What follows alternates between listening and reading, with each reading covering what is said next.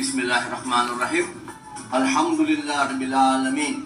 Bismillah wa salatu wa salamu ala Rasulillahi. Asyhadu an la ilaha illallah wahdahu la syarika lah.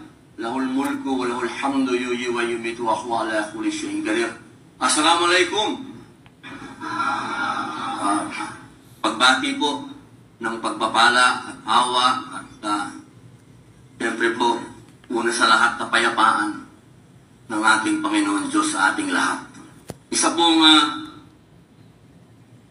hindi kapani-paniwalang araw itong nangyayari sa harapan ko, sapagkat kapag nandito po ako sa Davao, iba ang ambience. Ang nakikita mo lagi, pag-asa, pagbabago na nangyari. Hindi pagbabago na kwento. Kasi dito sa bansa natin, dalawa yun eh. Yung pagbabagong salita lang, saka yung pagbabagong nangyari. At dito po sa Davao City, nangyari ang pagbabago.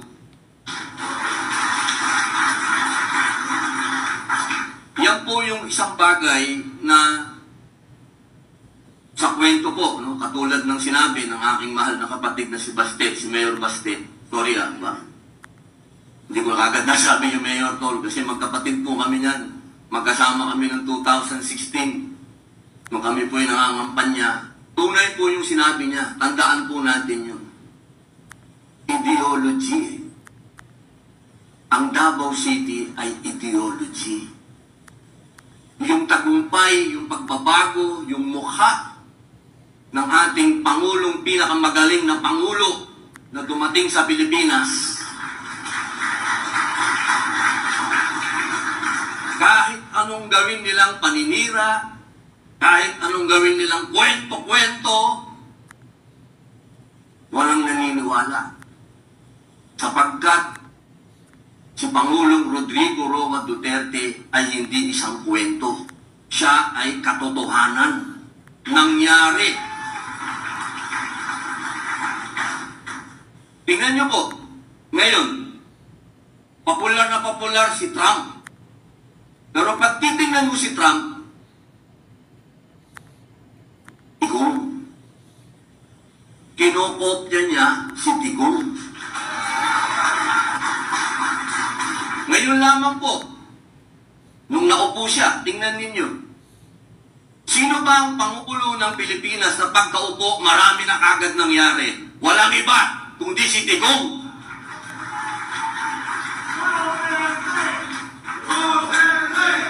Duterte! Duterte! Ang sarap isigaw.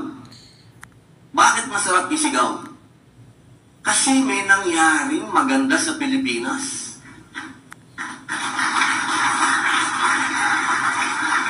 Hindi po tayo pupunta dito ngayon kung hindi tayo naniniwala sa Duterte.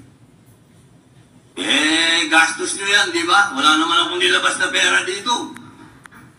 Gastos nyo lahat yan. Pumunta kayo dito, gastos ninyo. Maglalabas ka ba ng pera kung hindi mo mahal yung tao? Ako, hindi ako lalayo sa batang asawa ko kung hindi dahil kay Mayor. Doon na lang ako sa bahay, ayos na ako doon. Pero, tuwing may pagkakataon na makakapunta ako ng Davao, kumakaripas ako, tumatakbo ako papunta dito. Dahil isang bagay yun na nagpapalakas sa espiritu ko. Ano ba yung espiritu nyo? Iba-iba religion natin. May Muslim, Katoliko, may iglesia tayong kasama, meron po tayo kay Apostol, kay Apollo, kay Boloy, kay Pastor. Alam nyo, matagal ko na pong gustong dumalaw kay Pastor. Hindi ko alam bakit hindi kami magtagpo. Alam nyo, isang bagay po yan na kanina may nagsabi sa atin, yung speech ni Atty. Hillo. Napakaganda nung now we're weaponized daw. Totoo po yan. Alam nyo po ba sa Amerika ngayon, meron pong crackdown. Nagputos po ang Pangulong Trump na itigil na yung persecution doon sa mga Christian, sa mga pastor, sa mga lumaban, doon sa mga panukala, mga ginagawa nila sa Amerika, patungkol doon sa mga pagkilala sa iba't ibang gender, sa pagtuturo sa mga eskwelahan ng gender, sa pagpapalakas ng abortion. Nagkaroon po yan at ngayon nagkakaroon ng investigasyon sa Amerika. Ibig pong sabihin, hindi lamang po sa Pilipinas nangyari yung pang-iipit kay Pastor Kibuloy. Naikwento ko po yan sa inyo dahil tandaan po ninyo, si Pastor Kibuloy ang nanatiling loyal at kailanman hindi bumaliktad kay Pangulong Rodrigo Roa Duterte.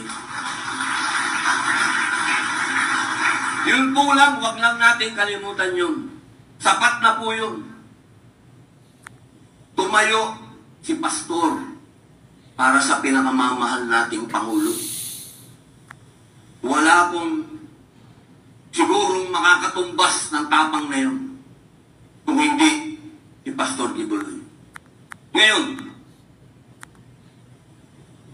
dapat magpapakilala lang ako kay Mayor. Ang sarap pala dito sa entablado. Pasensya na po kayo, nasarapan ako, Mayor, pero kasi po, tunay po yung aking pinasabi nila lagi sa Senado. Alam nyo, yan si Robin, wala naman alam yan. Eh, totoo, wala akong alam. Pero isa lang ang alam ko. Lahat ng ginagawa ni Mayor, Presidente Digong, yun ang sinusundan ko. Wala nang iba.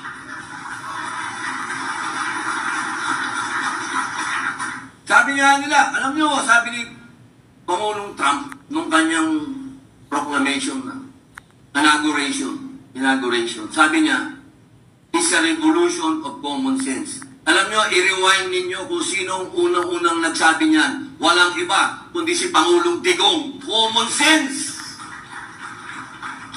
Hindi na kailangan ng matatalino, common sense lang.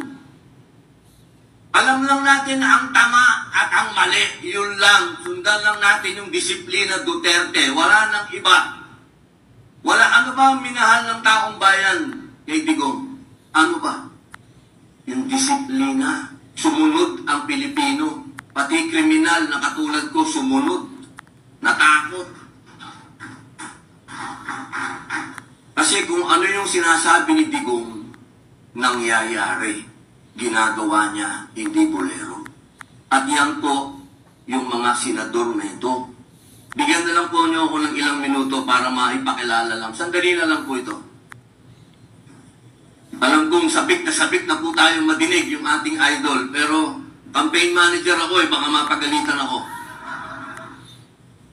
Una po sa lahat,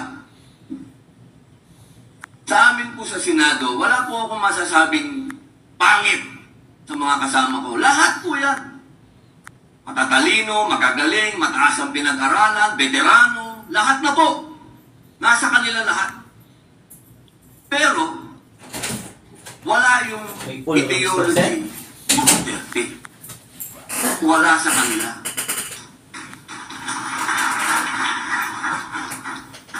Sabi nga ng mga Pilipino, kailangan na magpapabago. Kailangan na tayo magbago.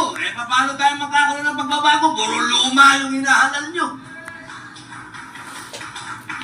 Walang personalan yan. Totoo lang itong sinasabi ko.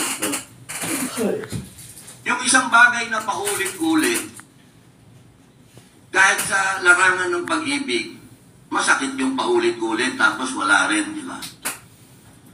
Kailangan po, may magdala ng tunay na pagbabago. At ito po yan. Unahin ko na. Bago. O, siyempre, unahin muna natin si General Bato.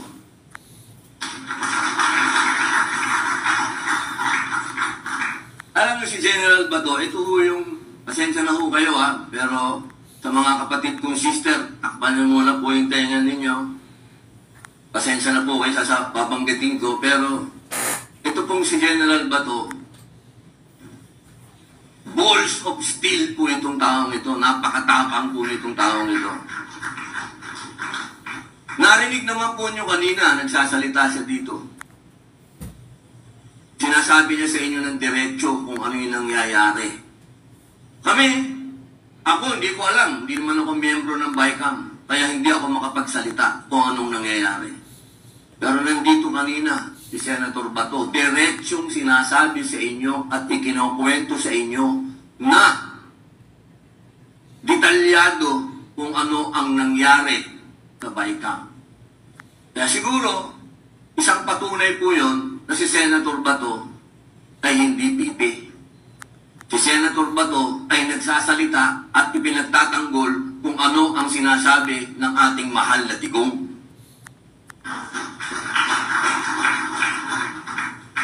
Ibig sabihin, ito po yung kasama mo sa hirap at ginhawa. Ito po yung taong hindi kayo iiwan. At pati po dun, alam nyo, ito naman, marami naman nagsasabi dyan, ganyan naman kayo talaga sa Senado. Oo, siyempre. Pero kami, pagka nagpapapirma kami ng, ito, may committee report ako, may committee. Hindi na po ako nagdadalawang isip. Hindi na ako nagdadalawang salita. Doon sa ibang senador, kailangan mo pang manligaw. Siyempre, pare, tulungan mo naman ako, pirmahan. Pero kay Senator Bato, lahat po ng pinapirmahan ko, lagi po siyang nandyan. Kaya mga kapatid kong Muslim, lahat po ng mga batas kong isinusulong panukala na patungkol sa ating pananampalataya, lahat po yan nakapirma si Senator Bato. Sa Marawi po, yan po ang laging tumatayo dun. Nauunahan pa ako. Minsan binibiro ko, pare, ako yung Muslim Senator, hayaan mo naman ako mauna. Kasi minsan nauuna pa ho siya na nakikipaglaban para sa mga Muslim. Kaya palakpakan po natin si Senator Bato. Sumunod po, bago. Ito yung go. Ito, hindi ako magiging politiko kung hindi ko nakita si Senator Bongo. Hindi po ako magpo-politiko. Kasi wala. Isa lang ho talaga ang kinabilibang kong politiko at yun lang po si Digong. Wala nang iba. Kaya po ako sumama sa grupong ito. Dahil nakita ko talaga, ito ang leader. Pero nung nakita ko po si Senator Go, doon ko po nakita na pwede palang ibaba ng isang senador ang gobyerno sa tao.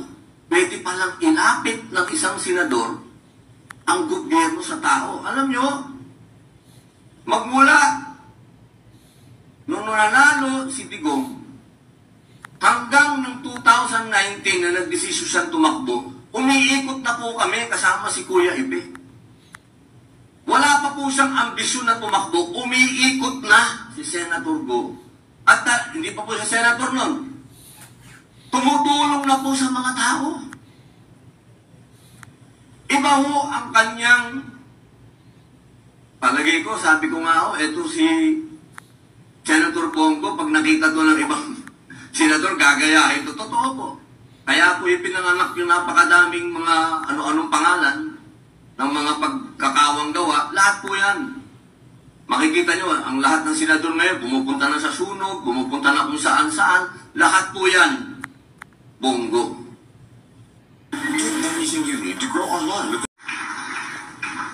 Yung patungkol po sa health, kanina na ikwento niya sa inyo. Yan po yung tao na hindi nyo mababasa kasi wala namang kaming media. Wala namang, hindi atin ng media. So may mga hindi po nailalathala. Pero tunay na pinaglaban po ni Senator Go ang health services dito sa ating bayan. Yan po talaga. Kung meron pong isang senador na talagang mahal ang Pilipino, mahal ang mahihirap, wala pong iba kundi si Senator Bongo. Marami pa po ako ikukwento, pero ako'y sabik na pong madinig yung idol ko. Kaya bibilisan ko na po. Sumunod po, si Jimmy Bondoc. Si Jimmy Bondoc, hindi lang po artista yan, hindi lang singer yan. Abogado po yan. Ibig pong sabihin, katulad ko po yan na naniniwala sa Duterte ideology. Dahil hindi naman po kaagad naging abogado yan eh. nagsilbi muna. At nung nakita niya kung paano maging isang Duterte, pumasok na po sa kanyang kaluluwa at naging abogado na ngayon. Kaya, mga kababayan, mga mahal ko sa PDP, isulong natin itong taong ito. Dahil pinagkatiwalaan ito ng ating mahal na si Digong. Alam ko, marami nagsasabi dyan, puro na kayo artista dyan. Totoo lang po, mas marami pong artista doon kaysa sa amin. Mas marami pong artistang politiko kaysa sa amin. Nako, kung alam nyo lang. Ito po, itong susunod ko, ito po yung kapatid ko, ito po yung kuya ko, ito yung nagbigay sa akin ng break sa pelikulang Pilipino. Kasi po nung araw, lagi din lang po akong kontrabida. Pero nung napanood niya po ako sa TV, kinuha niya ako. Sabi niya, pinsan ka ba ni Dagoy? Si Rudy Fernandez po. Opo. O sige. Total, magaling ka. Halika, kukunin ka. Nakita ko na si Kuya Ipe, hindi insecure sa buhay niya. Si Kuya Ipe, ang gusto niya maging matagumpay ang lahat ng nangangarap. Kung sa loyalty po, wala na po sigurong sa lahat po sa amin, kasama na po ako. Kasama na po ako. Kung ako po 100% ang loyalty ko kay Pangulong Digong, si Kuya Ipe 200%.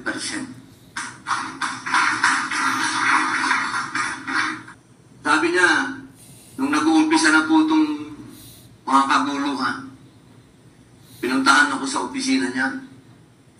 Pag-usap tayo. Opo, Kuya Ipe. Kuya ko pa rin po yan. Kahit anong mangyari, pag gano'n ang usapan, kuya ko yan.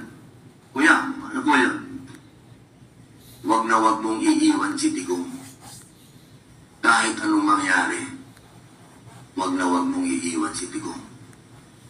Yan po ang matatandaan ko sa aming dalawa ni Kuya Ipe. Yung araw na pinuntahan niya ako. Sabi niya, napakadami na nating pinagsilbihan. Pero hindi tayo kailanman nakakita ng ilaw. May ilaw na dito. Huwag na tayong pumunta sa dilim. Yan po si Kuya Ipe. Hindi ko nakakalimutan nyo. Akala mo, nakakalimutan ko. Busy lang ako noon. Nagsusulat ako pero nakikinig ako. Susunod po. Ito po. Kailangan po natin talaga ng mga abogado. Wala na pong gagaling pa sa mga abogado na to. Ito po, lalong-lalo na po, siyempre, kay Tony Raul Lambino. Matagal na po itong nagsilbi sa bayan. Natandaan po natin, lahat na nagsilbi kay Pangulong Digong, wala na pong dapat introduction pa. Basta sinabi ni Digong, nagtrabaho sa kanya, pinagkatiwalaan niya, nandyan, ay tuboto na po natin dahil siguradong pagbabago ang dala. Sabi ko na, lahat, ito. Nakita niyo naman po siguro sa Congress kung paano tumayo si Atty. Marcoleta. Nakita naman po nating lahat kung gaano rin ka-balls of steel itong mamang ito. Kung meron po tayong Senator Bato de la Rosa sa Senado, meron po tayong Dante Marcoleta sa Kongreso. Kaya mga mahal kong kababayan, kapag ito hindi pa nanalo, hindi ko na alam kung ano pa ang sasabihin ko sa mga kababayan kong Pilipino. Ako sigurado, ako boboto nyo siya . Pero doon sa mga ibang kababayan natin, siguro po baka mga isang buwan akong magpapakalayo-layo pag natalo si Marcoleta. Diyos ko, pambihira naman. Ano ba ang gusto natin?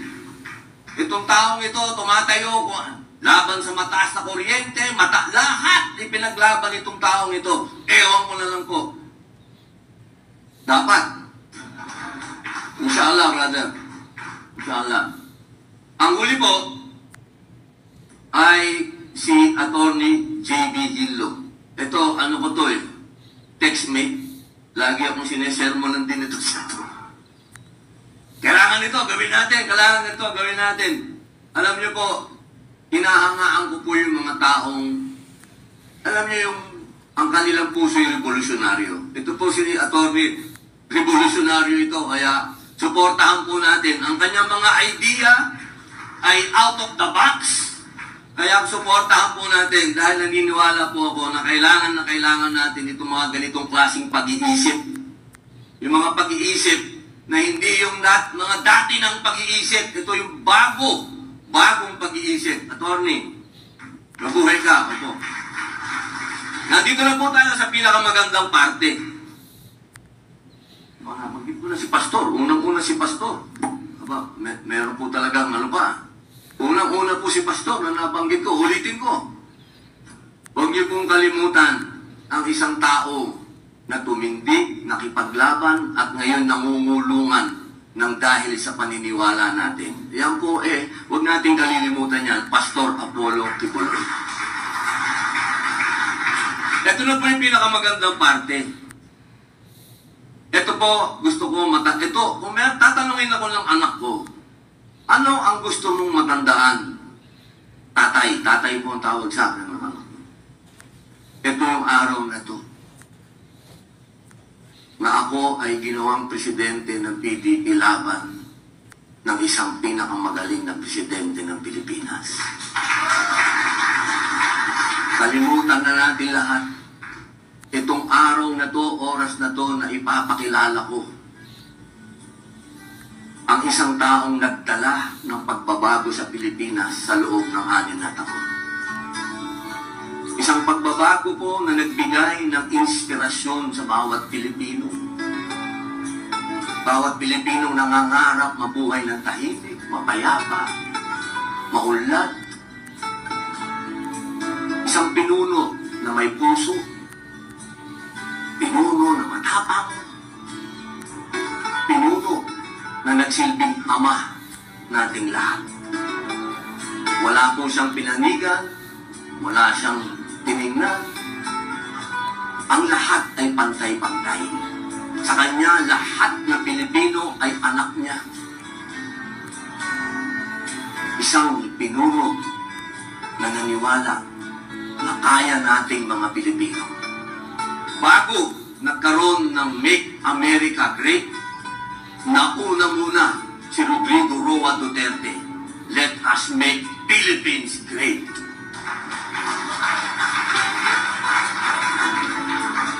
Kailanman hindi magmamaliw ang kanyang pag-ibig sa bayan.